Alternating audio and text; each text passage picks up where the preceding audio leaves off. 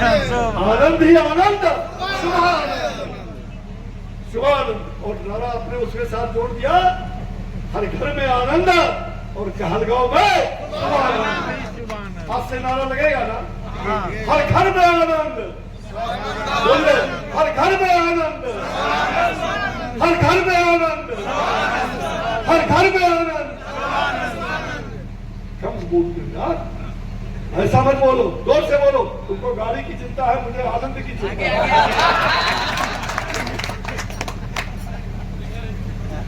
अरे कल मैं हवाई जहाज से भी चला जाऊंगा, चिंता मत करो। मैंने कहा है एक मोटका रास्ता तैयार करो, मोटका रास्ता जिससे फांसी की सजा दी जाती थी, और वो इन अत्याचारियों के गले में लगेगा 14 तारीख को, 14 नवंबर को बिहार की जनता बक्सर के उस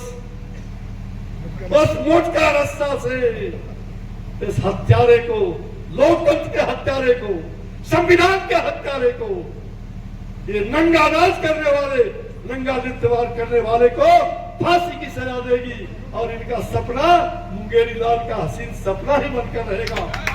मुख्यमंत्री तो दूर, मुख्यमंत्री तो दूर, ये बक्सर के काल कोठरी का, बक्सर के काल कोठरी का मुख्य कैदी बनेगा, मुख्य कैदी बनेगा, मुख्य कैदी बनेगा।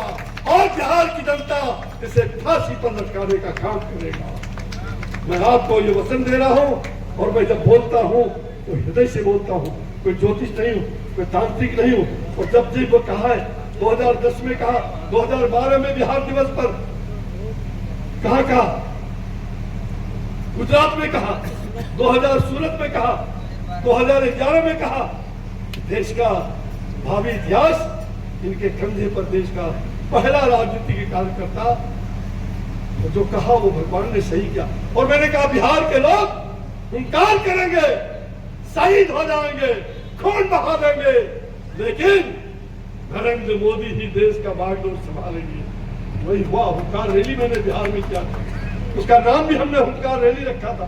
कितने लोग मर गए, कितने लोग, आज भी ऑपरेशन हो रहा है। हमारा बांका जिला का अध्यक्ष, उसको आज भी गोली का छर्रा, आज भी उसके ऑपरेशन में मृत्यु। मेरे मित्रों, इसलिए आप चिंता मत करो। रही बात यहाँ महागठबंधन का, अरे कहलगांव में तो साफ है, पूरे बिहार में प्रचंड बहुमत से एनडीए की सरकार बनने जा रही है। 14 नवंबर को प्रचंड बहुमत से अद्वितीय उदाहरण कहलगांव पेश करेगा। एनडीए, एनडीए, एनडीए, एनडीए का विजय, एनडीए, एनडीए का तय, एनडीए का तय है ना, क्या तय है? आनंद ही आनंद, सर्वानंद, कहलगांव में शुभानंद, शुभानंद, कहलगांव में शुभानंद, शुभानंद कहलगांव में। और बिहार में सबसे ज्यादा पिछले बार भी आप सबके कहलगांव वासियों के प्रयास से एनडीए को वोट मिले था, व्यक्ति को वोट नहीं मिला था, एनडीए को वोट मिला था। और इस बार भी हमारे सांसद, तमाम विधायक, और मैं कहूंगा आज भी समय है, वो सभी हमारे साथी हो, मेरे आज भी बच्चे हो। मैंने खुल करके इसी कहलगांव में सड़क पर घूम रहे थे, आज से 12 नहीं 20 वर्ष पहले मैंने कहा था, आशीर्वाद है, रो मत, आगे तुम्हारा भविष्य है। शायद समझ गए होंगे वो लोग, भविष्य भी हुआ। ये घमंड मत करना कि एनडीए आपने वोट नहीं लाया था, एनडीए कहलगांव की जनता ने खून पसीना एक करके यहाँ के विधायक, सांसद, जनप्रतिनिधि, सभी कार्यकर्ताओं ने, गैर दुर्लभ कार्यकर्ताओं की टीम जब खड़ी हो गई है, जब ऐसे ऐसे योद्धा का आपके साथ है, पितामह से लेके एक तरफ पांडव का शासन और दूसरे तरफ ये कौरवी, ये कौरवों का पद होगा, पांडव का विजय होगा। सत्य सत्य होता है, सत्य परेशान हो सकता है, पराजित नहीं हो सकता, पराजित नहीं हो सकता, पराजित नहीं हो सकता। आइए कभी इसी भूमि के पुत्र राष्ट्र कवि दिनकर ने कहा था, एक हाथ में कमल, एक हाथ में कमल, एक में धर्म दीप्त विज्ञान, लेकर उठने वाला है धरती पर हिंदुस्तान, धरती पर हिंदुस्तान, धरती पर हिंदुस्तान। और उनका दूसरा वाक्य था, एनडीए के लिए, हम कार्यकर्ताओं के लिए बहुत बड़ा जंग है और एनडीए के कार्यकर्ता सभी को ये जंग जीतना है। और आज इस शुभ घड़ी के कहलगांव विधानसभा के मंच के प्रचार के मंच के आज के उद्घाटन करता हमारे माननीय पूर्व केंद्रीय मंत्री माननीय बड़े भाई गुरु गार्जन अश्विनी चौबे जी और मंच पर आज के विराजमान हैं रमेश जायसवाल जी, यूपी के माननीय विधायक, मुगलसराय के विधायक हैं। और मंच पर विराजमान है आज के दुल्हा इस चुनाव के शोभानंद मुकेश जी, जिनका हमें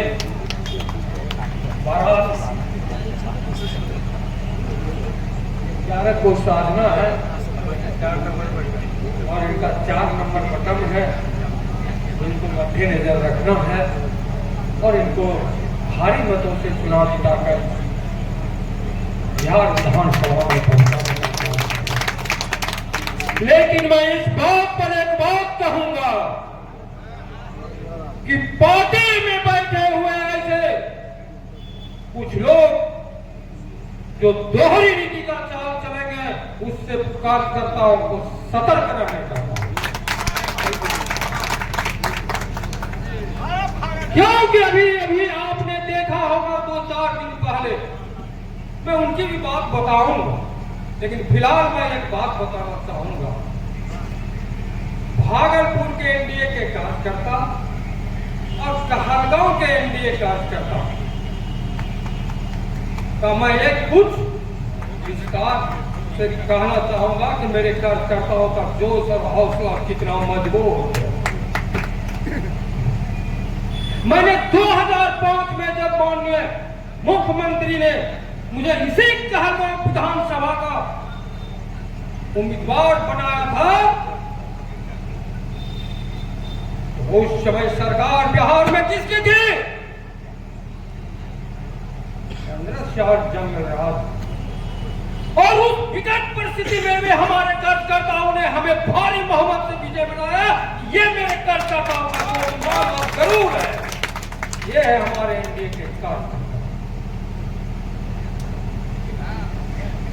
किसी संयोगवश पार्टी की अपनी रणनीति होने के व्यवस्था मुझे पार्टी ने नाथनगर से उम्मीदवार बना दिए।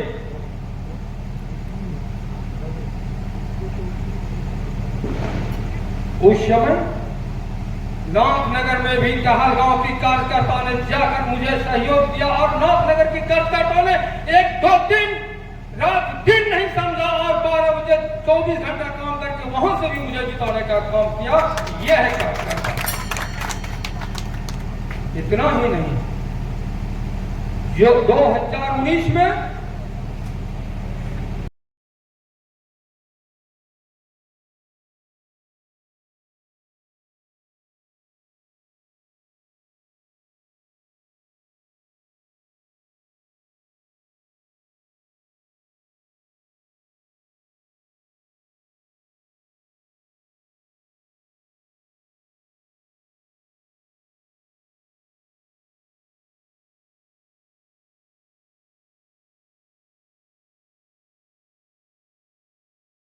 मुगलसराय के विधायक रमेश जायसवाल जी, सम्मानित हमारे जिला अध्यक्ष जी और एनडीए घटक दल के सभी सम्मानित पदाधिकारी जो यहाँ मौजूद हैं, मैं 2-3 बातें खाली करके अपनी बात रखूंगा, क्योंकि ये जो चुनाव है ये 2025 का जो चुनाव बिहार के स्वर्णिम इतिहास को लिखने का काम करेगा। ये युवाओं के लिए ऐसे ही रास्ते तय करने जा रहा है, जिसमें बिहार से जो ट्रेनें दिल्ली और गुजरात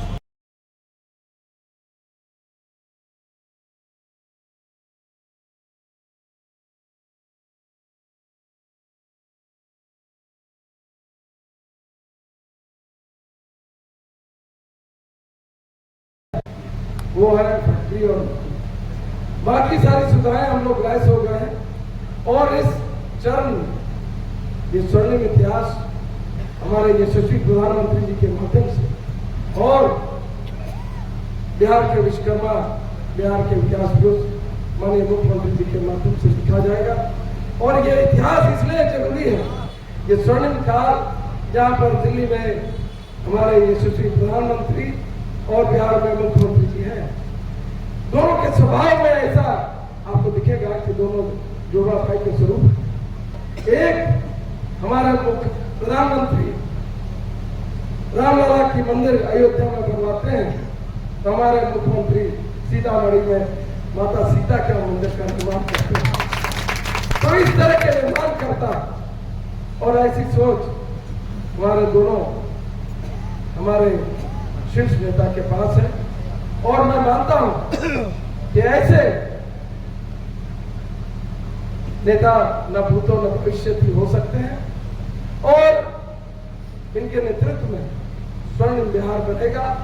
मैं गांव के हमारे तमाम एनडीए घटक दल के जितने सम्मानित हमारे कार्यकर्ता हमारे आए और पदाधिकारीगण सभी से कृपा आग्रह करता हूं कि मैं प्रत्याशी भगवान पुरुषोत्तम श्री रामचंद्र जी के चरणों में नमन करता हूँ।